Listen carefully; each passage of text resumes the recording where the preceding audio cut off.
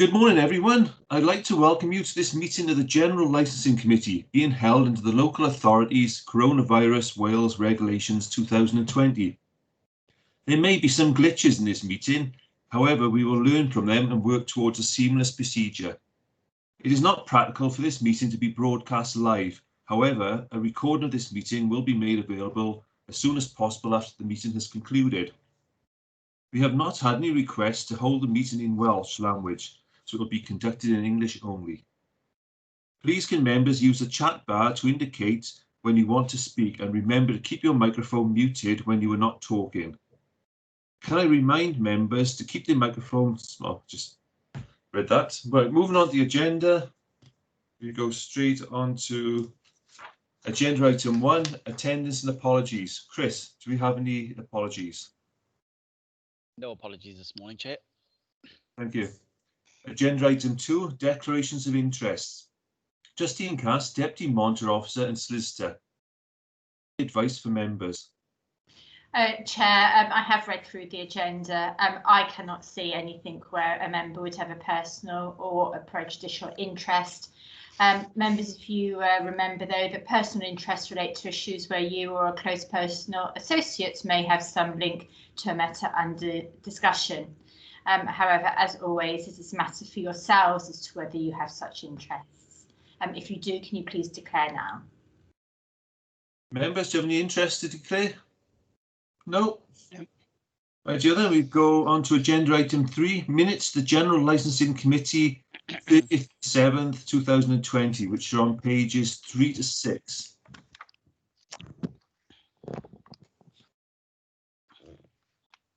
Right, members, do we agree to note? Yep. Yep. Anybody against? No. Okay, then we move on to agenda item 4, which is the workload update, quarter 1 and quarter 2, which are on pages 7 to 18. Claire Howells, team member, License Trading Standards, present the reports, please. Thank you, Chair. I'm just going to share my screen. Can everybody see that? Yep. Yep, thank you. So the purpose of the report that's presented to you today is to provide an update to the committee on the work undertaken by the licensing team during quarters 1 and 2 of the year, that being from April 2020 to the end of September 2020, for matters which fall to the General Licensing Committee. Those functions are in relation to Hackney Carriage and Private Hire licensing, scrap metal, charity collections, street trading, smoke-free legislation, animal establishment licensing and sex establishment licensing. In relation to Hackney Carriage and Private Hire licensing, during the coronavirus pandemic, the trade have been permitted to work, and the trade has been given recognition for providing an invaluable service, ensuring that key workers can get to work and that members of the public can travel for essential purposes. During quarters 1 and 2 of this year, the licensing team have received 6 complaints in relation to the trade, including allegations of non-compliance with policy, behaviour of a licensed driver, and an allegation that an operator is paying fees and not paying the relevant HMRC contributions. All complaints have been investigated and information shared with partner agencies where applicable. There's been no complaints received in relation to scrap metal or charity collections during the reporting period. We've had 5 complaints received in relation to unlicensed street traders during this period. All have been investigated. 2 complaints related to a existing trader who had changed his trading vehicle. 1 complainant has been requested to provide further information against an unlicensed street trader, which has not been forthcoming, and the other 2 complaints have all been dealt with accordingly. On the 2nd of July 2020, the licensing panel met to determine an application for a street trading consent following representations made by Gwent Police and Environmental Health Officer of Torfaen Council. The representations were in relation to the criminal history of the applicant and the close proximity of the trading vehicle to residential properties, the proposed start time and the potential for noise nuisance. After hearing all of the evidence presented to them at that panel and the case put forward by the applicant, the licensing panel made the decision not to grant the licence. An appeal has not been received. There have been no complaints in relation to breaches of the smoke-free legislation. There have been 3 complaints received alleging illegal dog breeding activity. Contact has been made with all 3 premises, all being residential, subject to the allegation. 2 have stated that they fall outside of the licensing requirement, and 1 is currently being pursued for a response. In relation to the 2 who have stated that there's no requirement for them to be licensed, there's no evidence to suggest if this is true or untrue, but officers will continue to monitor going forward. All complaints have been investigated, and we have received 2 complaints in relation to licensed dog breeders. Again, there is no evidence to suggest that they are operating outside of the conditions of their licence. There's been no complaints received during this period in relation to sex establishment licensing. The workload activities undertaken during the period are included in the activity report, which is attached at Appendix A. The programme of inspections in place for the year has been paused in response to the coronavirus pandemic. You will note from the activity report that the number of service requests dealt with by the team in relation to providing business advice has seen a significant increase. Time and resources has been directed towards communicating advice to the various sectors of the trade via mail merges, pub watch groups, social media releases, and regularly updating our website to ensure signposting to the latest government advice. This was unable to be accounted for in the activity report. You will note from the activity report that there are agreed targets for the team during each quarter of the year. Following the government message to stay at home, it was agreed that routine visits would not be carried out, and it is important to note that we've had 1 licensing officer carrying out the functions of the team during the reporting period, as recruitment for the vacant post was put on hold during the early stages of the pandemic. It was decided that priority would be given to maintaining service provision for the existing trade and responding to requests for advice, which significantly increased during the period. As you are all aware, that vacant post has now been filled, and Joanne Thomas has been with us since the end of September. Please note that where any complaints or intelligence has been received in relation to breaches of legislation or policy, this has been followed up by officers and action taken as appropriate. Officers have worked from home and have had to adapt procedures in place for accepting and processing applications. There's been a restricted postal service, which has meant that the team have had to put policies and procedures in place to encourage applicants to submit all paperwork required by email, as well as developing online payment systems to take payments. This has been a lengthy process and has been resource intensive, and officers have also had to spend a considerable amount of time supporting licence holders who are not familiar with using IT. There was 1 complaint received against service during this period in relation to a street trading application. Information was provided to corporate complaints in relation to the matter, and there has been no further update. It is recommended that the Licensing Committee note and comment on the contents of this report and note the activity report for the reporting period. Thank you, Chair. That is my report. Thank you, Claire, and apologies for getting your title wrong at the start. You're in fact manager. Slip of the tongue. Right then, members, have you got any questions? Yeah, I have. I got 1 question. The 1 question is, where we got street trading, we got 5 complaints, but actually on the appendix on page 11, we've only got 4.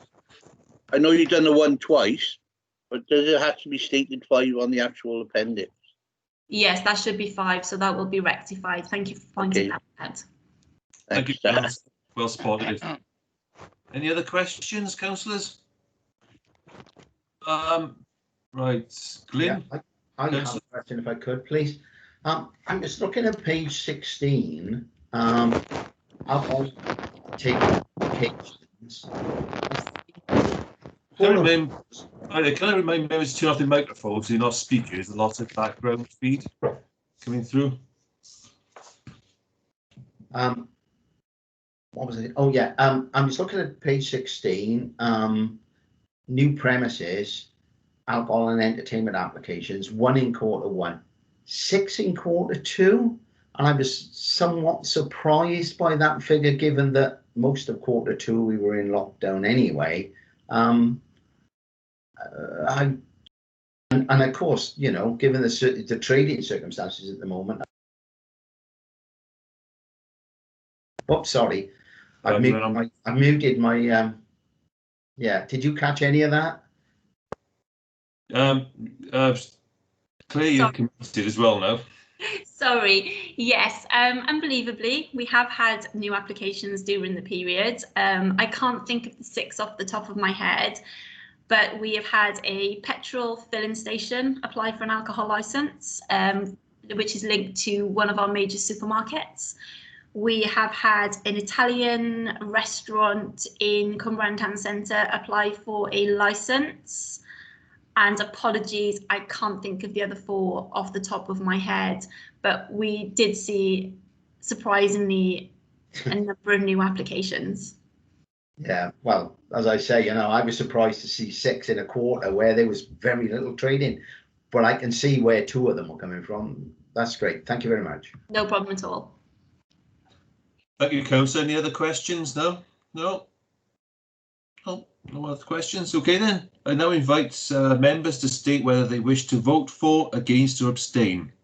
Geraint Thomas, Senior Business Support Officer, could you please call out each member's name? Thank you, Chair. If I can start with Councillor Karen, please. For. Councillor Davis. Yeah, 4. Councillor Evans. 4. Councillor Hawler. 4. Councillor Overton. I can't see Councillor Overton even on the screens. Oh, he's muted and he's no video at the moment. Yeah, he's still in the meeting, but we can't see or hear him. Right. Well, if you can come back to Councillor Overton, if that's okay. I can see him. I can see him now. If he wants to give a thumbs up, if his mic's having issues. Right, is the mic on now? Yeah, Yes. Yeah, 4. Thank you. Councillor Parish. 4. Councillor Tew. 4. And Councillor Williams. 4. That's unanimous, Chair. Okay, thank you, Geraint. We'll go on to agenda item 5, which is approval of proposed taxi fees 21-22 for consultation, pages 19 to 20. Claire Howells, Team Manager, SC Entry Standard. Could you please present the reports, please? Thank you, Chair. I will just share my screen with you all again. Okay, so the second report that comes to you this morning, falling under, and apologies, I've just noticed an error on the first page, that should be General Licensing Committee, not Statutory Licensing Committee, is the approval of the proposed taxi licence fees for the 21-22 period for consultation. The proposed licence fees in respect of taxi licensing require approval of the licensing committee prior to consultation.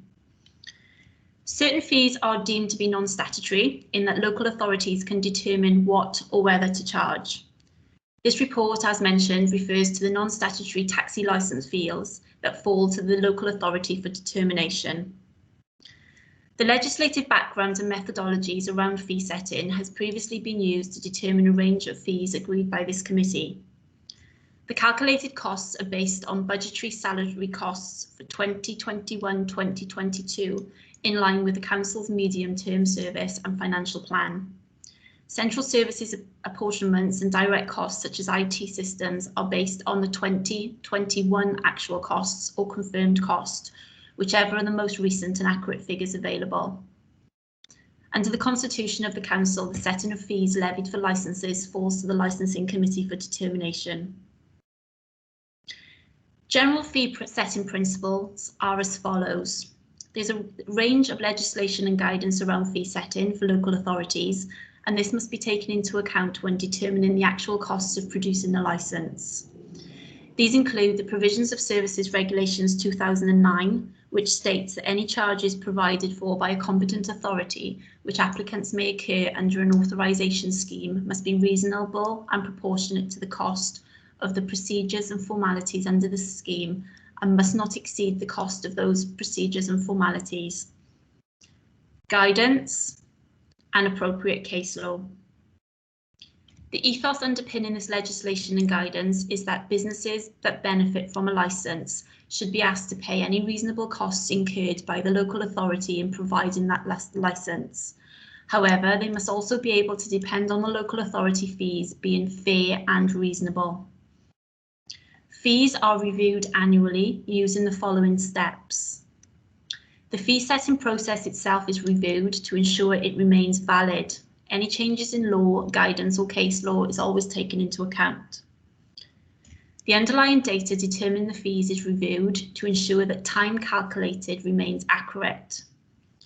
Each licence process step is reviewed to ensure that the time calculated remains a true account. The authority's finance department is asked to update the staff hourly costs, including on costs. Other costs such as IT, specialist equipment, etc. are reviewed to ensure that they remain relevant. If there is significant profit or loss in the previous licensing period, the fee for the next period will need to be reduced or increased by the same amount. The cost calculator is then updated to calculate any changes in fees using the Wales Licensing Expert Panel spreadsheet as recommended. So for each type of licence, there are three main elements which are calculated. One are the underpinning costs, which are the costs incurred by the authority to establish any policies, procedures, fees, specialist equipment, etc., without which each type of licence couldn't be delivered. These are calculated as an overall cost shared between the licences to which the costs relate. Specific licence steps relating to each type of licence, from initial advice through to the administration and approval of the licence, and including any planned or anticipated enforcement activities.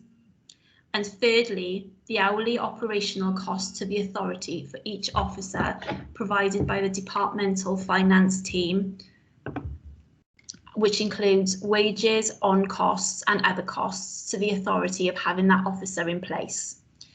This includes, for example, general costs such as building provision, maintenance, IT provision, training, plus a pro rata contribution towards HR, payroll and other services upon which officers depend.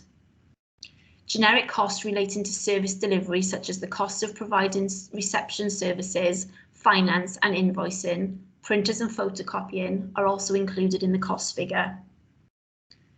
The actual cost of each underpinning activity and specific licence step is calculated using the hourly rate, which ensures that each licence applicant pays a fair licence fee depending on the time taken to process and deliver each type of licence.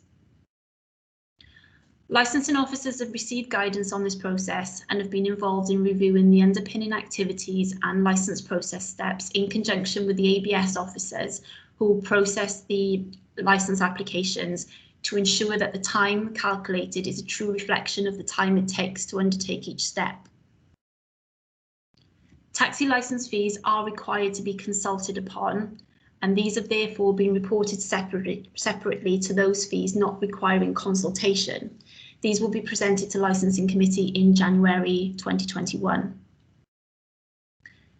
The taxi licence fees for 2021-2022 have been calculated using the methodology which I've just outlined and are shown in Appendix A. Although these fees do not fall within the Provision of Service Regulations 2009, both the determination and administration and the licence maintenance and enforcement elements of the licensing fee has been calculated separately in case required. You will note that there are slight increases in the fees for the forthcoming period. This is mainly due to the amount of work that's been involved in the process of administering the licence and the increase of hourly rate of officers at which deliver this work. There has been a decrease in the fee charged for a private hire operator's licence, and this is mainly due to a review of the calculations undertaken to administer and enforce this type of licence.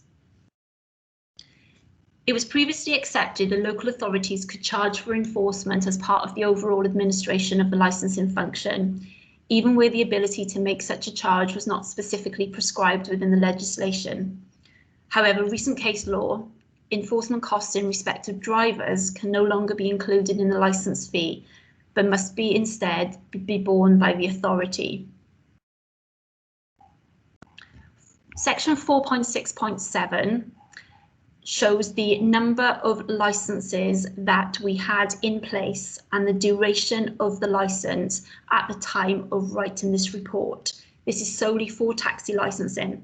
So as of 2 weeks ago, we had 20 private hire operators, 221 drivers, 62 Hackney carriage vehicles and 132 private hire vehicles. The number of renewals each year can be variable, as it depends on when legislation was introduced or changed. For us, most driver licences will be renewed in 21-22. However, we are working within uncertain times and we do not know if all those licences will be renewed.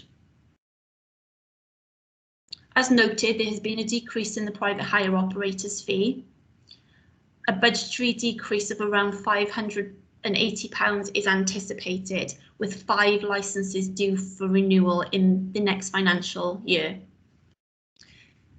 The £33 increase in drivers' fees is expected to affect around 112 applications, as next year we'll see the bulk of our drivers' licences due for renewal. There is an anticipated budgetary increase of around £3,600, but again, it's important to note that we do not know how many of those licences will actually be renewed. Appendix B shows a comparison of fees charged in neighbouring authorities. I've made contact with 3 of our neighbouring authorities this morning, and I can report that the fees that are presented in Appendix B are the current fees. Blaenau Gwent are still waiting for direction as to whether there will be a review of their fees. Caerphilly Council and Monmouthshire Council will be undertaking this process in January and will be reviewing the fees that they charge. Members have previously agreed a reduction in fees for wheelchair accessible vehicles and electric vehicles, currently £80 in respect of new applications and £70 for renewals. Members will be asked if they wish to continue offering this discount, and if so, if this discount is still acceptable or if they wish to amend it. A discount would be beneficial, but any discounts would need to be funded and cannot be recharged to other licensed applicants. There are currently 27 wheelchair accessible vehicles licensed with Torfaen. In the preparation of this report, I've worked with the finance team to establish officer hour costs, and that this report has been presented to finance and legal prior to submission to members. Taxi fees have to be advertised for 28 days and any objections considered prior to implementation. The process is therefore as follows. The fees will be advertised that are agreed by committee in a local newspaper for 28 days.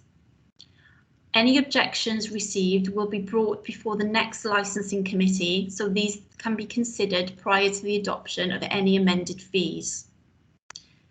It is recommended that the licensing committee approve the proposed taxi licence fees for consultation, or if members do not approve the proposed fees, indicate the fees that should be consulted upon, and indicate if a reduction in the licence fee in respect of wheelchair accessible vehicles and or electric vehicles should continue, and if so, what reduction should be applied. Thank you, Chair. That is my report. Thank you, Claire. Right, members, any questions? Councillor Evans? Yeah, I looked at the report and I've looked at the financial workings out for the fees and all. Just an observation, have we done anything for the cost in regarding COVID? Because I haven't seen any mention of that regarding the overall costings, whether that's come into the equation? As mentioned previously, officers have undertaken a lot of work in relation to COVID enforcement, as well as having to adapt our procedures for processing applications. It has been taken into consideration, but common sense has also applied as well. So we have taken into account the time that it has taken, the increased time that is taken in relation to processing applications. Again, we have taken a common sense approach. You know, that's great, but it just, there's no mention in that particular report. That was all. That's for the state. Okay, your comments are noted. Thank you. I know Clay and the team have worked really hard on this. It's taken quite a while. It's been really difficult, isn't it, Clay?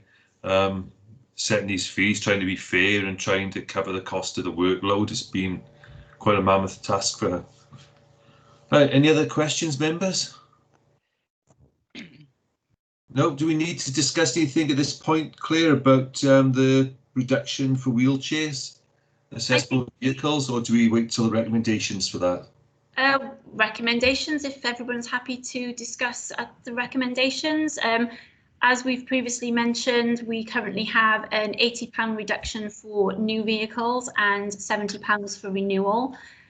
So if our committee happy to continue with that, or do you want those figures revised? Members, you happy with those before we go to recommendations, or yeah? Yeah. Okay then. Yeah. Right, I just thought I'd clear that before I go to recommendations. Right, there's no other questions then, members. I now to invite you, members, to state whether they wish to vote for, abstain, vote for, against, or abstain. Geraint Thomas, Senior Business Support Officer, could you please call out each member's name? Now, before we start, do we cover point in this as well to cover the wheelchair? Or do we need to cover that as a separate recommendation? I would suggest, unless Justine thinks otherwise, that we do it separately. Okay. That's right, Chair. If you just go through the recommendations, you're covered that. Yeah, all right then, no problem at all. Right then, members, if you'd like to state whether you want to vote for, against, or abstain, that's for approve the proposed taxi licensing fees for consultation. Can you please say so now? Geraint, can you go through the list, please? Thank you, Chair. If I can start with Councillor Karen, please. For. Councillor Davis. I'm for. Councillor Evans. For. Councillor Hawler. For. Councillor Overton.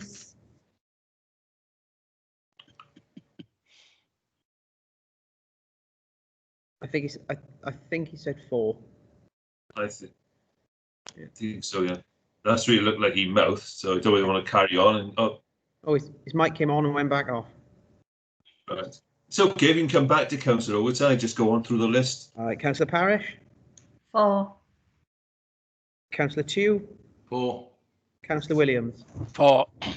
Right. Councillor Overton, if I come back to you, if you're 4, if you want to put your thumb up, that'll do. I can see you. Okay, thanks. That's at 4. That's right, your right, if you want to go to the recommendations under 3 now to indicate reduction of license fee, you know, if they, well, sorry, read it all out. Indicate if a reduction of the license fee in respect to the wheelchair accessible vehicles and or electrical vehicles should continue, and if so, what reduction should be applied. Well, the committee indicate the £80 reduction carries on. So do we need to go by now vote on that, Geraint? If you want me to, Chair, I can go. Yeah, we should do. Okay then, yeah. So if you want to go through the list again for that. Okay. Thank you, Chair. Councillor Karen. 4. Councillor Davis. 4. Councillor Evans. 4. You've got Davis. Councillor Hawler. 4. Councillor Overton. 4. Thank you. Councillor Parish. 4. Councillor Tew. 4. Councillor Williams. 4. That's unanimous as well, Chair. Thank you. Right then, we'll jump straight into agenda item 6, which is approval to extend the departure from Torfaen County Borough Council's policy on the administration and regulation of hackney carriage and private hire vehicles during COVID-19 restrictions, which are on pages 29 to 34. Claire Howells, Team Manager, Licensing and Trading Standards, could you please present the report? Thank you, Chair. I'll just share my screen once again. Thank you.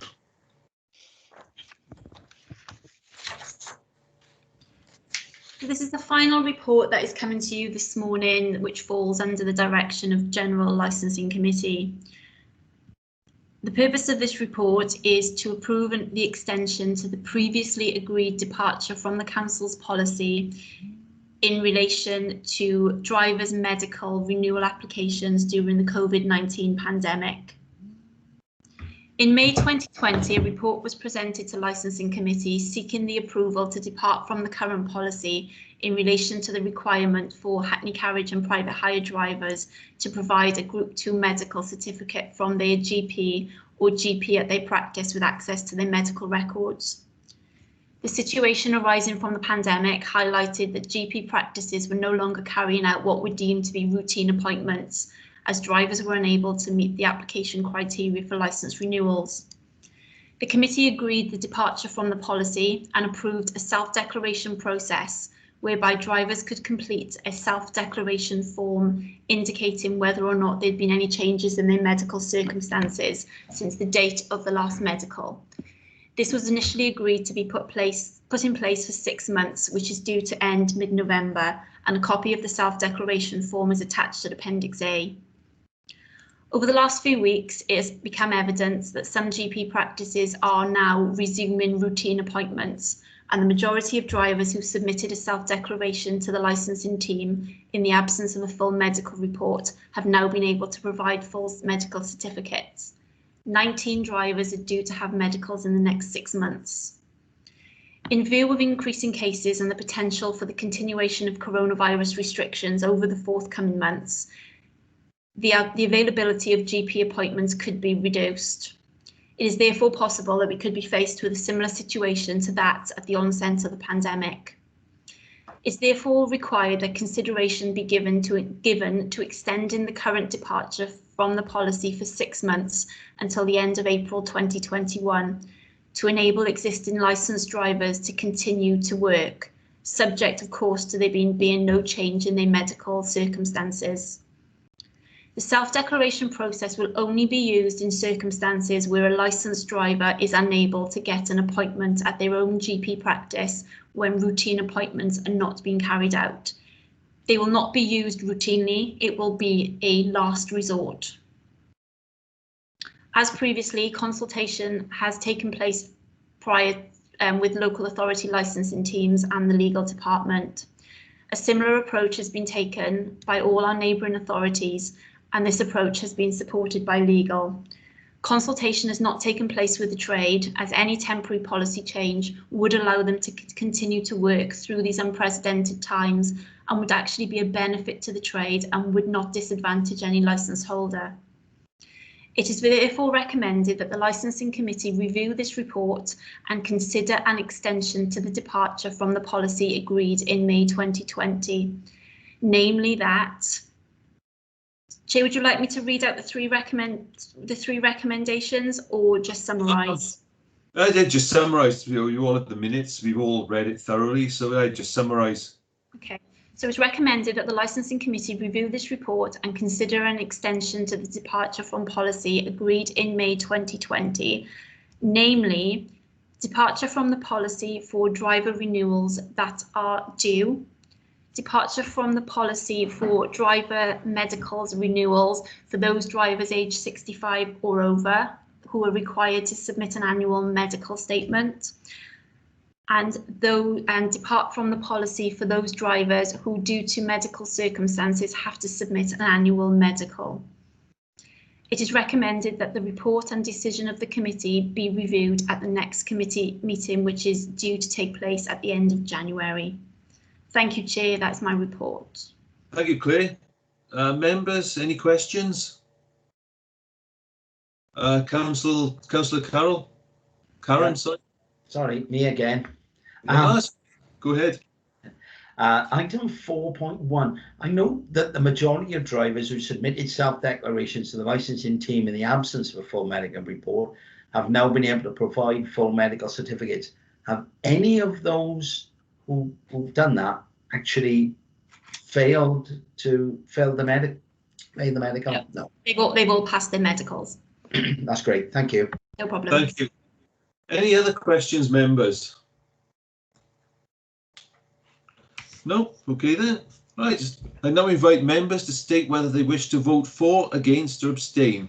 Geraint Thomas, Senior Business Support Officer, could you please call out each member's name? Thank you, Chair. If I can start with Councillor Karen, please.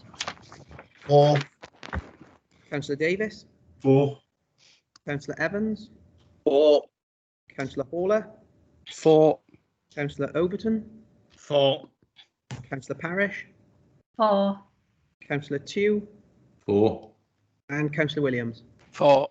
That's unanimous, Chair. Thank you, Geraint. Thank you, members. Right, we go on to agenda item 7, which is date of the next meeting, which is the 28th of January 2021. Right. Let's check on that. Yeah. That's right. Okay then. Thanks everyone for your attendance and contributions. I will now close the meeting. Thank you. Good job.